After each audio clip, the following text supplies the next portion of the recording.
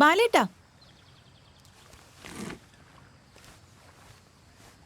Hello, എന്താ ബാലേട്ടാ ഇത്? വാ.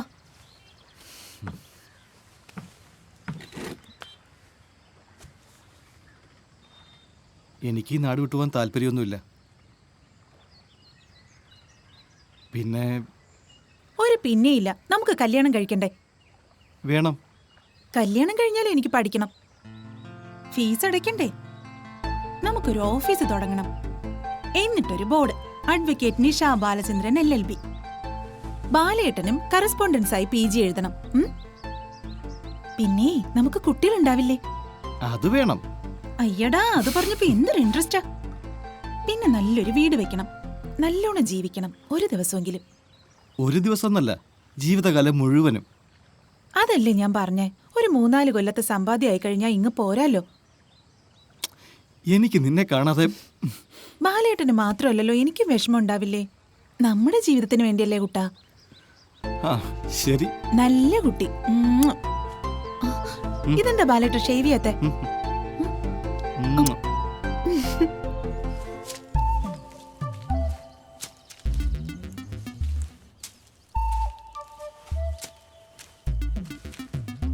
ഇനിയിപ്പോൾ എന്താ ചെയ്യുക ബാല? എന്നാലും 1 ലക്ഷം രൂപയൊക്കെ പെട്ടെന്നുണ്ടാക്കുക എന്ന് പറഞ്ഞാൽ. ഞാൻ ആ പലിശക്കാരനോടൊന്ന് ചോദിച്ചു നോക്കട്ടെ. അയ്യോ, കഴുത്തറക്കുന്ന പലിശയാ. അത് സാരമില്ല, ഗൾഫിൽ ചെന്ന പൈസ ആവുമല്ലോ. 2-3 മാസം കൊണ്ട് നമുക്ക് നമ്മുടെ കടമെല്ലാം വീട്ടല്ലോ. എടാ ബാല, എനിക്ക് നിന്നെ സഹായിക്കണമെന്ന് വലിയ ആഗ്രഹമുണ്ട്. ഇച്ചിരി കാശ് ബിന്ദുവിൻ്റെ പേര് ഞാൻ ഫിക്സഡ് ഡെപ്പോസിറ്റ് ഇട്ടിരിക്കുക. അതെടുക്കാൻ വാസന്തി സമ്മതിക്കത്തില്ല. പിന്നെ അതൊന്നും വേണ്ട മാവാ. ഗൾഫിൽ ചെന്ന് ഞാൻ കുറച്ച് കാശ് ഉണ്ടാക്കിയിട്ട് കൃഷ്ണേട്ടനെ കൊണ്ട് തന്നെ നമുക്ക് അവളെ കെട്ടിക്കണം.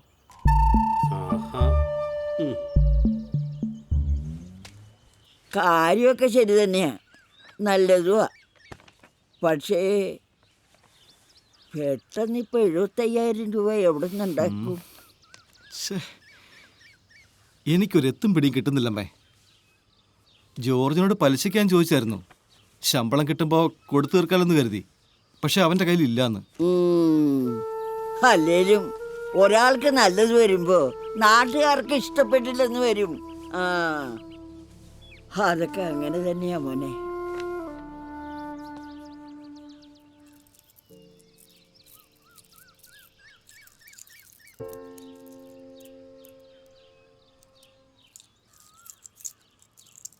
നീ ഇത് വിൽക്കോ പണയം വെക്കോ എന്താന്ന് വെച്ചാ ചെയ്യേ. എന്തായാലും അങ്ങേര് ബാക്കിയുള്ള സ്വർണത്തിന്റെ പേരിലല്ലേ എന്നെ ഇവിടെ കൊണ്ടാക്കിയിരിക്കുന്നത്. ഇനിയിപ്പൊ നീ മുഴുവനായിട്ട് വാങ്ങി തന്നാ മതി. അല്ല, എന്നാലും ഒരെന്നാലും ഇല്ല. നീ രക്ഷപ്പെട്ട നമ്മളെല്ലാം രക്ഷപ്പെട്ട പോലെ അല്ലേ? മുഴുവനില്ലേ? മുഴുവനുണ്ട്. എണ്ണി നോക്കിക്കോ.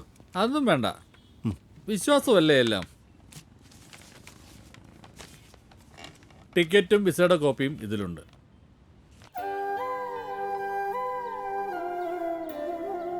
കൃഷ്ണ, ഗുരുവായൂരപ്പ, രക്ഷിക്കണേ.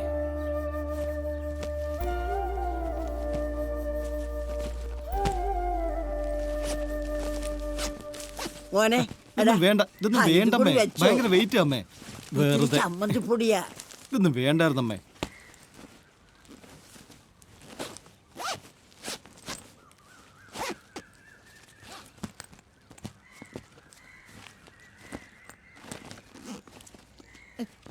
എന്നാ ശരിയമ്മേ, പോട്ട് വരട്ടെ. വണ്ടി പോരും. എന്താ അമ്മ ഇത്? കരഞ്ഞുണ്ടാണോ യാത്രയാക്കുന്നത്? ഞാൻ ഒരു നല്ല കാര്യത്തിന് പോവല്ലേ. ഇതേ വണ്ടി വന്ന്. ഞാൻ പോട്ടെ അമ്മേ. ചേച്ചി,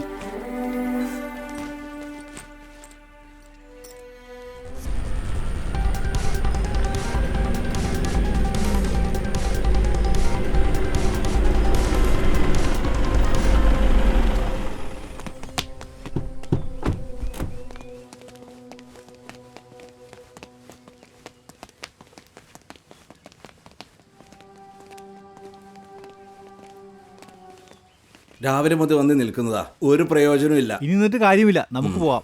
ദിനേശേ, പോകാം. ഇയാളുടെ സ്ഥിരം പരിപാടിയാ. പോവാ. നമസ്കാരം CMA. ഇരിക്ക്. കണ്ടില്ലേ? ശക്തമായി നേരിടുമെന്ന് ആഭ്യന്തരമന്ത്രി പറഞ്ഞു. മുഖ്യമന്ത്രി ഉൾപ്പെടെയുള്ളവർക്ക് സുരക്ഷ വർദ്ധിപ്പിച്ചതായും അദ്ദേഹം മാധ്യമങ്ങളോട് പറഞ്ഞു.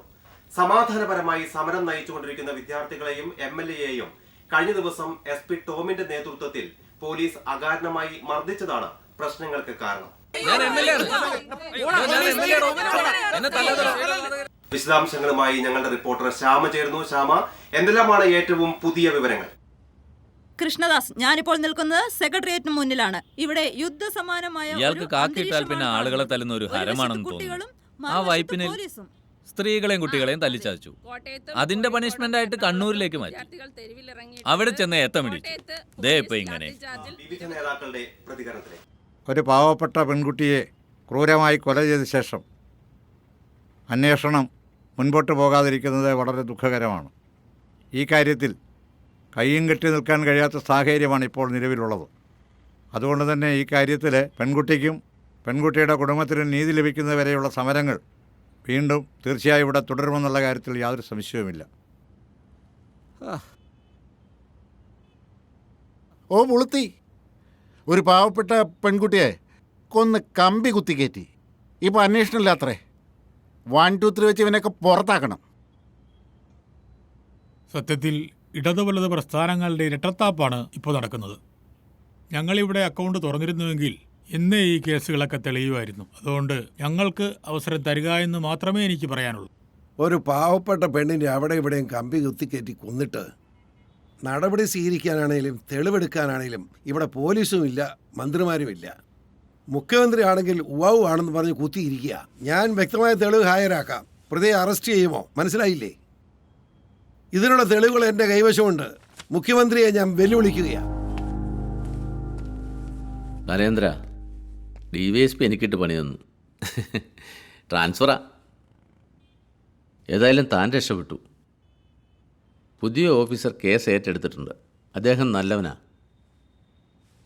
ആ, എന്നാ ശരി, പോട്ടെ. നിലമ്പൂർക്ക് എത്തണം.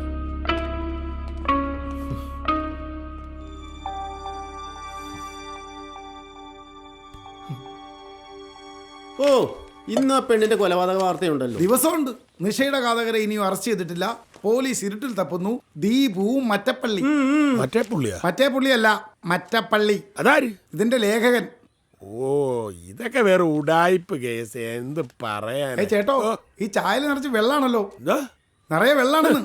കറന്ന് പാലും കൊണ്ട് വാ, ഞാൻ പൊടിയിട്ട് ഇളക്കി തരാം. അയ്യോ, അത് മുതലാവൂ. അയ്യോ, ഇതിന്റെ മുതലും കൊണ്ട് വന്നിരിക്കുന്നു. ഇറങ്ങി പോടാ.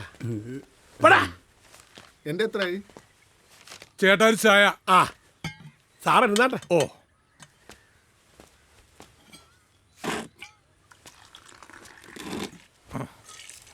അല്പം കടുപ്പം കൂടിക്കോട്ടെ. അങ്ങനെ ആയിക്കോട്ടെ. ഇവിടെ ആകപ്പാടെ ഒരു സൈസ് ചായ കിട്ടുള്ളൂ. ഊളച്ചായ. ഊളച്ചായയുടെ പൈസ അവിടെ വേടാ. നേരിക്കണം. ഒരു 10 രൂപ കിട്ടിയ അഹങ്കാരം. ചായ.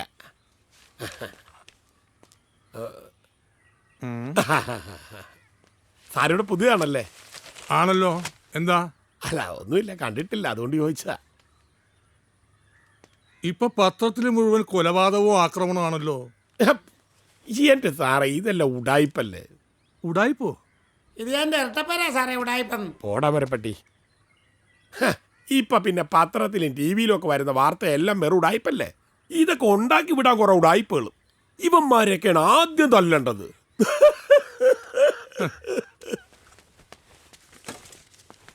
ചേട്ടാ 2 വട. ആ, എടുക്കാം. സംഭവം ശരിയല്ലേ?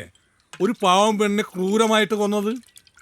ഓ പിന്നെ എന്തോന്ന് സാറേ. സാറേ, എല്ലാം ഉടായ്പ വാർത്തകളാ. ഉടായ്പാണോ? എന്റെ സാറേ, ഈ പറയുന്ന ബാലനെ എനിക്ക് നന്നായിട്ട് അറിയാം. ഒരു ഉറുമ്പിനെ പോലും നോവിക്കാത്തവൻ. ഈ കൊച്ച് കണ്ണും കൈയും കാലും ഒക്കെ കാണിച്ച് കറക്കിയെടുത്തല്ലേ. അവനെ എന്നിട്ട് ഗൾഫിൽ പറഞ്ഞു വിട്ട്. ഓ, അങ്ങനെയൊക്കെ ഉണ്ടായോ? ആ, അവൻ അവിടെ കിടന്ന് രോഗം പിടിപ്പിച്ച് ഇവിടെ വന്നപ്പാ ഇവക്ക് അവനെ വേണ്ട. ഓ, അങ്ങനെയാണെങ്കിൽ ഉടായിപ്പാ. ഞാനാ? അല്ല, അവള്. ആ, പിന്നെ സാറേ, ഈ സംഭവം നടന്നു എന്ന് പറയുന്ന ദിവസം ഇവിടെ ഒരു കതറുകാരൻ വന്നായിരുന്നു. അയാൾ കുറെ നേരം ഇവിടെ ഉണ്ടായിരുന്നു. ആർക്കൊക്കെ ഫോൺ ചെയ്യുന്നുണ്ടായിരുന്നു. ആ ബാലനെ ഇറക്കിയിട്ട് വന്ന മിനിയുടെ ഓട്ടോയിൽ കയറി അയാൾ അങ്ങോട്ട് പോയി. അയാൾ ഉടായിപ്പാണ് സാറേ. ആണോ? പിന്നെ അല്ലാതെ സാറേ, ഈ ചത്ത പെണ്ണിന്റെ അപ്പനായിട്ടുള്ള രാഘവൻ അയാളല്ല ഈ പെണ്ണിന്റെ തന്ത. ഇതൊക്കെയാണ് അയാൾ എന്നോട് ചോദിച്ചത്.